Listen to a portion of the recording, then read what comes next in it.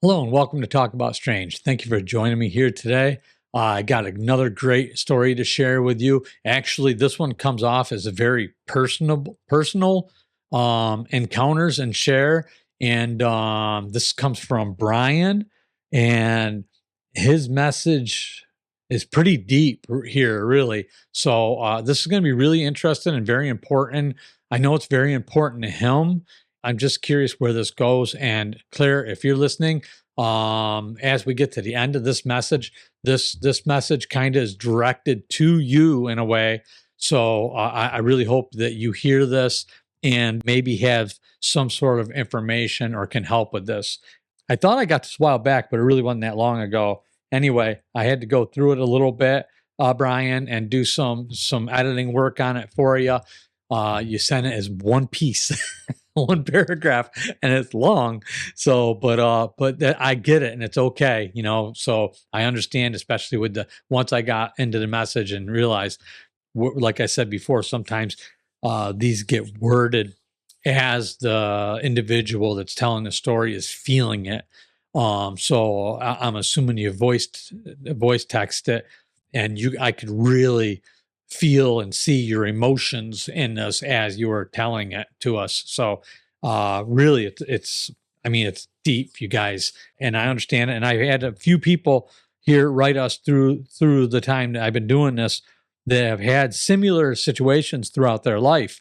So I'm going to go ahead and just dive right in. You guys tell me what you think. Give Brian some love. Tell him what you think. He really could use some advice here. That's what he's looking for on this. In the end, he's looking for some guidance in that. So let's see what we can do for him. All right. Let's go ahead and get started with this. Okay. This one's titled, Please Forgive Me. Hi, my name is Brian. I'm from West Virginia. I'm 48 years old.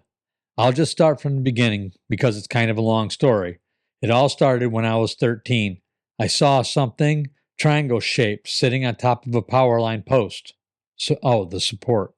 I was the first one to see it, so I told the adults, Sally and Bill, about it, but they didn't care. So I told their sons about it and showed them. It was still there on top of the hill. Rob and Artie, the sons, said, let's go see it. So we began up the hill, and the oldest one, Rob, said, this is dumb, and turned back. So that was just left Artie and I. When we got almost to it, Artie ditched me too. So the brave kid that I thought I was proceeded. Well, then I got to it, and the only thing I heard was a strange humming sound and saw the outline of it. There was lights on each corner. I got so scared that I took off running, hoping this thing didn't notice me, but nothing happened.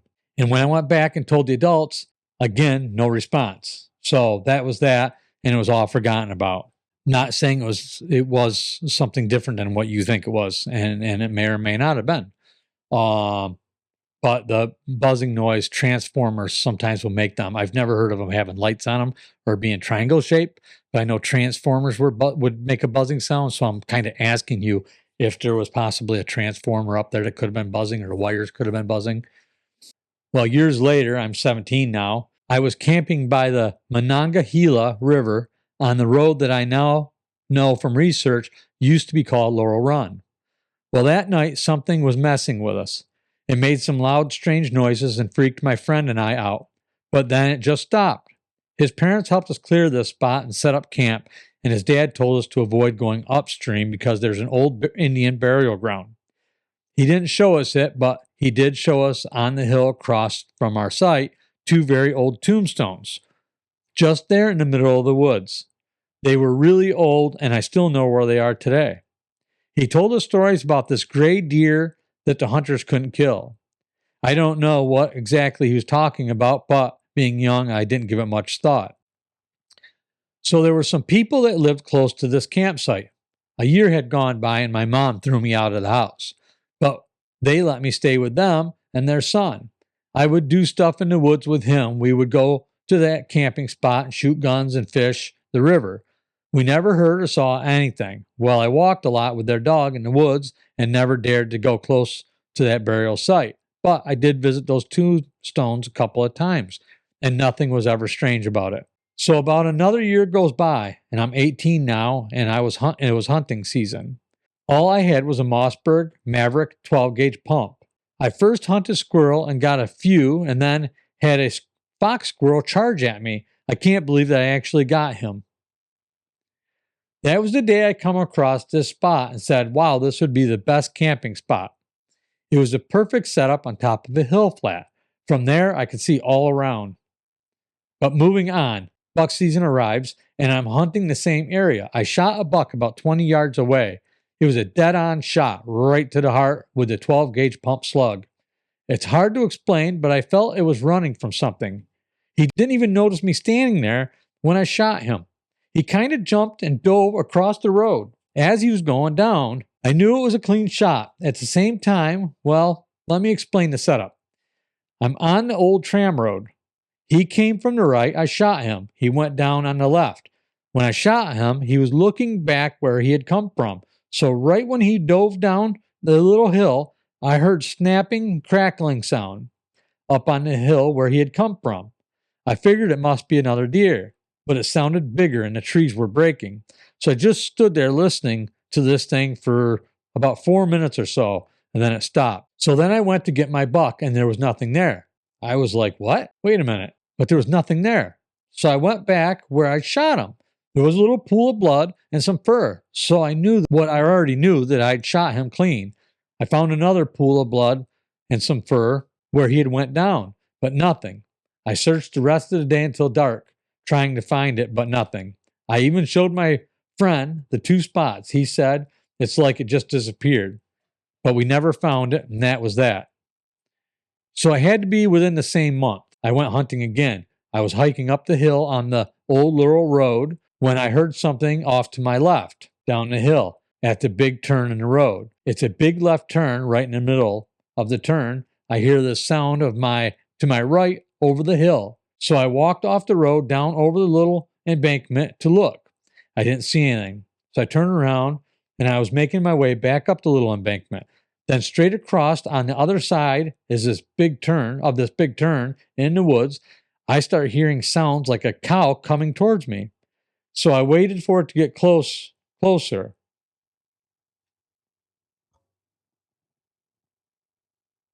Interesting. Hold on. My light was flashing back there. Odd. Never had. I was flickering. Where was I? It was weird. Let me start that line back. I didn't see anything, so I turned around and was making my way back up the little embankment. Then straight across on the other side of this big turn in the woods, I started hearing sounds like a cow coming towards me. So I waited for it to get closer so that when it got really close to me, I could make a buck snort sound, if you know what I mean. It's that big exhale they do with their nose. So I do that thing thinking it's a deer that's charging straight at me. I'm thinking deer because that's all I'm thinking about. That's what's on my mind is deer. So I pulled up my gun and blindly shot at this noise, which now sounded like an elephant charging at me. I shot twice. It's a pump, but I was fast. I shot 2 quick shots and then it was total silence. I'm thinking I must have dropped it because it didn't run off, but I didn't hear it drop. Nothing. And this is like 10 yards in front of me. It was very quiet, so I would have heard something, but there was nothing. So now I'm thinking, what is this? The hair stood up on my skin and I got goosebumps. I was wondering, what is it doing? Is it just waiting for me to blink? I just stood there waiting for it to make a move, aiming my gun. I just stood there. I didn't think I was even breathing during that time. Well, nothing ended up happening, so I started thinking about all sorts of things, like, what if it was a person? What if it was a bear? What did I just shoot? A lot of things were racing through my mind. But let me tell you, I was taught not to just shoot blindly like I did. But this thing sounded big, and it was charging right at me. So I waited for what felt like an hour, but realistically, it was probably 5 minutes had gone by, and I started to take steps towards it. My mind was racing. I was praying I didn't just shoot a person. I crept to where it was, and there was nothing there. No blood, no fur, nothing. It was so strange. But I was so relieved that I didn't shoot someone. I looked around a little bit, but didn't find or see anything or hear anything. It was strange. So after my adrenaline calmed back down, all I could think is, I'm done hunting. I'm done. I left those woods that day with the mind that I would no longer hunt, and I still don't hunt anymore. That feeling I had that I could have just killed somebody changed me, and I never hunted since. Anyway, okay, so several years ago, my friend or his parents no longer live in that area, and I'm like 27 to 28 years old at this point. We are still friends, but he does his thing and I do mine. He got married and has 3 kids, and I have a son that's a year old now. Then one day, I decided I'll go see my friend Scott. I stopped by and we're hanging out when he says, "Hey, Brian, we should go camping again. Know of any good spots?" And I instantly thought about that spot I mentioned earlier. I was like, "Yeah, I know a great spot. You can look up the road. It's in West Virginia, Morgantown area. The 2 roads, well, 3, there is West Run Road, which is on top of the mountain, and Van Boris is at the bottom. The road that's no longer a road, but is still on Google Maps is called Laurel Run. About midway on Laurel Run, off to the left, way back in the woods, is a camping spot. So we went for it. It took us a day to hike there from the West Run and to clear it out and build a fire pit. The next day, we had his wife drop us off with a tent and some food and other stuff. Everything was going great until night came. First, I was hearing those familiar sounds, and of course, being brought back those old memories that I had tried to tuck away. I was thinking, no way, and I tried to ignore it, but then he heard it too. So of course, it's coming towards us. At first, he said, "I'll build a fire so big that no animals will come close," but it did anyway. It was pitch black out, and we only had headlamps that weren't even that bright. By now, this thing is breaking trees. I don't know what it was doing, but it was just down over the hill from us. We couldn't see anything. The lights were not good at all. So I said, "I'll throw some rocks and try to scare it away." That didn't work, so we both started throwing rocks.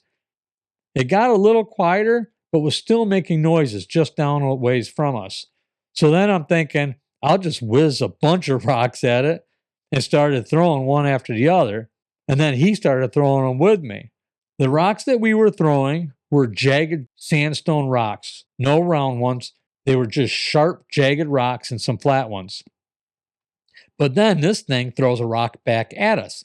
Best I could describe it is this rock bounced off a large tree limb just above us and landed right beside us. We both shined our flashlights on this rock. It was a large, round, smooth rock about the size of a basketball. That's when I heard what sounded like a dinosaur. That's all I can describe it as. When this thing growled at us, it shook the ground and the inside of our chests. It sounded gigantic. My friend said we'd better get out of here. So we ran like we'd never ran before in the pitch black down the side of this mountain. Whew. How I didn't run straight into a tree, I can't tell you, because if I had, it would have knocked me out cold. We ran all the way to Van Voris Road, then took that road to the Patterson Drive all the way to Hardy's restaurant where his wife was working overnight. So you guys got scared and went to eat? I'm kidding.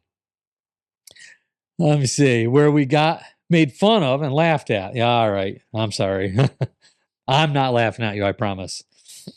All right, because nobody takes this seriously. Even the guy that I was with didn't take it seriously, but there's something out there in West Virginia, and you just get laughed at when you talk about it, or they say you're on drugs or something. People make it out like a joke, but I never went back to this camping ground gear. Let me see. I never went, make it out a joke. I never went back. It was his camping gear. So he went back with his other friend to retrieve the camping gear, but took a 30-06 with him.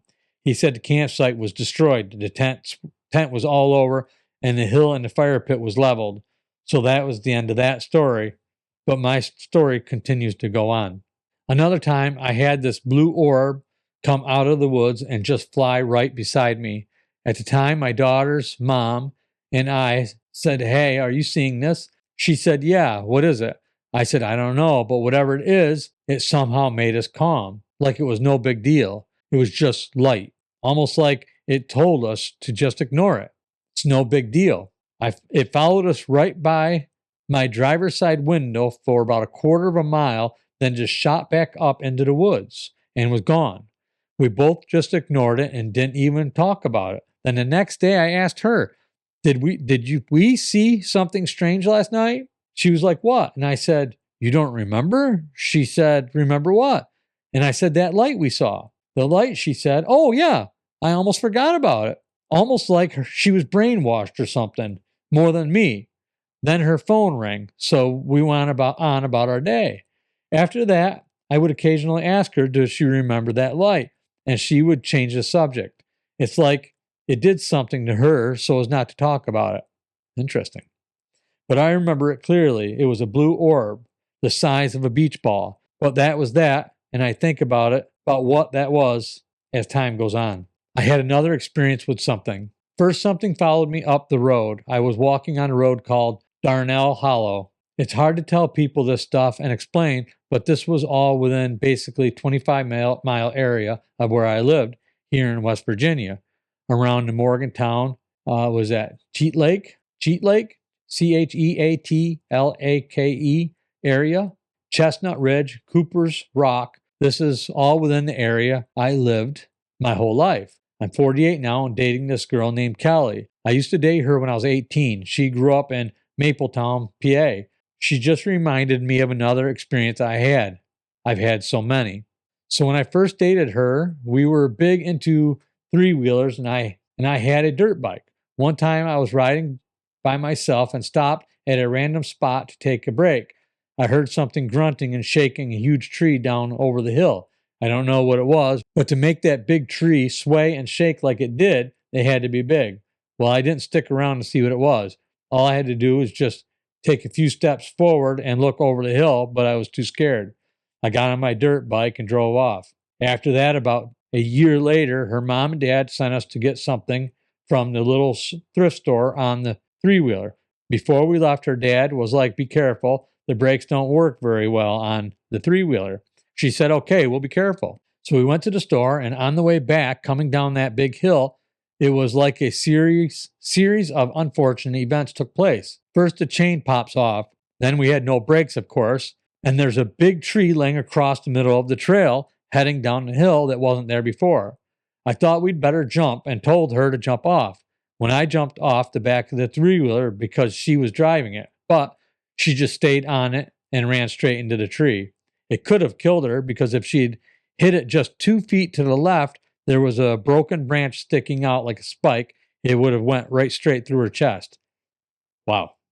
But now looking back on it, I didn't think about this stuff then when I was young. Now I see how something must have pushed that tree over and tried to get us to crash.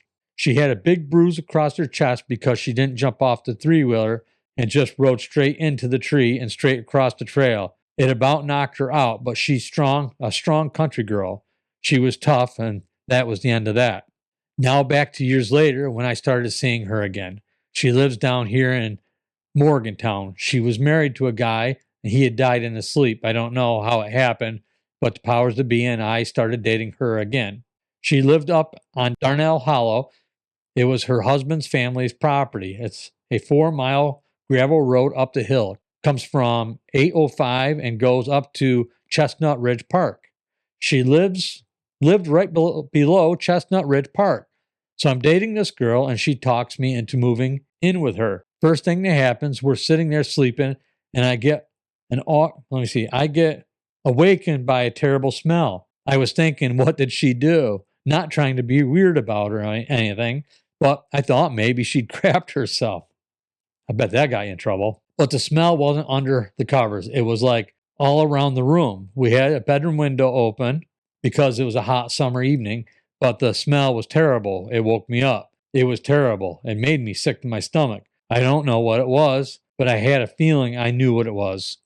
So now that happens, and then later on, she has a spring that runs right beside her house. Up on the hill, they built a box to divert the spring water to their house. So I have the bright idea of damming up the stream and making a little pond out there in the backyard with the spring creek. So I'm out there messing with all this stuff until I have it built. Then I go out there one night and by myself, and I'm just standing there looking at it. That's when another strange experience happens. It sounds like this rock is coming out of the sky and going to land right on top of me. Rocket, not rock, rocket. is coming out of the sky and going to land right on top of me. It gets right up to me and I kneel down like it's going to land on top of me, but then it just goes away. I wanted to tell somebody about it, but of course, when you tell people about stuff like that, they think you're nuts. So that was that incident. So then another day I was out there at the same little area where I'd built a little pond. I made a dugout area out of the creek and then I put rocks up and made a dam. So I'm just out there standing by my little area to relax. I'm standing there and I hear this weird sound come out of the ground. It sounded like metal or something. I can't explain it.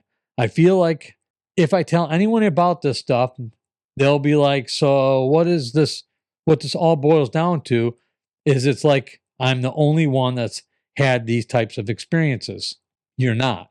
But then I have also had these 3 crows follow me. I have a video on my YouTube of a glowing light going through the sky. I don't know what that was. And when I heard your story last night and some of the stories about the girl that's a Bigfoot hybrid girl, I wanted to ask because I've tried to mentally apologize to this thing the day I was in the woods. All right, so here comes the important part, you guys. It's all important, but I mean, this is where it gets into. When I was telling you about the time I was hunting and I shot into the woods, I'm wondering if I accidentally shot it or if it thinks that I was trying to kill it. I've tried to mentally talk to it and say that I wanted to know that I'm sorry. I thought you were a deer. I was just trying to get a deer. I want to apologize to it because it feels like even though I'm in a different area now with a friend, I heard a whoop noise so far since I've been here and 3 crows are still following me. I wanted to know if there was some way I could ask that girl if there was some way that I can apologize to it if it follows me or if it's following me. I had no intentions to hurt it. It's just strange. Whenever I tell people about this stuff, they think I'm crazy. This has happened since I was 17 years old. Well, actually, I've been 13, all these things have been happening to me. I think, why me? And then I started watching all these videos about Bigfoot, Sasquatch. Now that I've watched all that stuff, it's starting to click and making sense. It's like something's following me. I don't know if it has good intentions or bad intentions, but I know it could have had me plenty of times. And it hasn't done anything to me. I just don't know. I don't know if it's trying to do anything to me. If it is, I just don't know what it is or if it's waiting for the right opportunity to get me. But those are all my experiences. I just would like to know, because it bugs me a lot, has bugged me over the years, if this thing is after me, why these crows are following me, and what I'm supposed to do with this. Of course, I know it sounds crazy. It sounds crazy to me. I'm just wondering why. Why me? You don't hear much about these things in West Virginia because people around here are things that they just don't want to talk about. They're either embarrassed or don't believe in it. It's like it's embedded in everybody's mind that it's just a joke. If you bring up Bigfoot or alien spaceships, anything like that, they laugh at you. It's like a joke and they ask you if you're on drugs. But I think that's pretty much all of my story. I just wanted to see if there is some kind of information or who I could talk to see if this thing is out there to get me or if it's protecting me or what. I actually shot something. If I shot something back then, I was young when I shot at something that disappeared, or am I just paranoid or crazy, like everyone says? When I try to explain it, I hope I wrote this in an understandable way. Thank you for your time. Have a great day, dear sir. Yeah, Brian. Oh, dropped on me. Okay, first I'm going to say you're not crazy. Thank you for sharing that information. Just a second. You drink. A lot of reading. I thank you for sharing that with us. All that information and your stories and your soul with us. I know that was very personal and probably very difficult for you to share with us, and I really appreciate it and respect you for it. No, I don't. There's a few things I want to cover here. First, I don't think you're crazy. It's sometimes there is a fear factor, so to speak, or these things happen cumulatively, and you think, wow, this is bigger than it might be. I feel like you've been carrying a guilt. I think it's maybe I don't want to say PTSD, but a form of guilt. When you felt like you could have shot somebody, and that really traumatized you, like deeply traumatized you. I think that you're maybe having a hard time forgiving yourself for that incident. But like you said, you didn't shoot anybody. I hope you said you didn't shoot anybody. You didn't find anything out there. If you shot somebody, there would have been somebody out there. So you got to forgive yourself. I think that's really what it comes down to. And I think that if Bigfoot, Klansmen, Sasquatch, whatever you want to refer to them as, I think if they are following you, if anything, they're keeping an eye on you, probably because more than anything, they're worried about you. Obviously, if you did shoot one of them and it didn't faze them, there was no blood, there was nothing, they have no reason to be vengeful towards you. I don't think it works that way with them. So, and if they were, you would have been chased out right then and there. So I think that you just got to forgive yourself. And I think that if anything, maybe these are just your guardians, these crows or whatever following you around. If nothing bad is happening with it and you said it's not, I think it's more just guardians. Just take it as a blessing or whatever, and forgive yourself for what happened. You got to let that go. And I think you're fine. So, but there's going to be a lot of other people on here that will attest to this and have more information about this sort of stuff and experienced these sort of things. So they're going to be able to give you a lot better information than I will. And if Claire hears this, I'm sure, hopefully she'll have something to say about it as well. So over time here when she gets back to us again. So that's it for now, guys. Thank you so much for joining me here today. I appreciate you sticking around and listening to the story. I'm going to probably put another story here at the end for you guys to watch. So keep an eye open for that. And I will see you again really soon.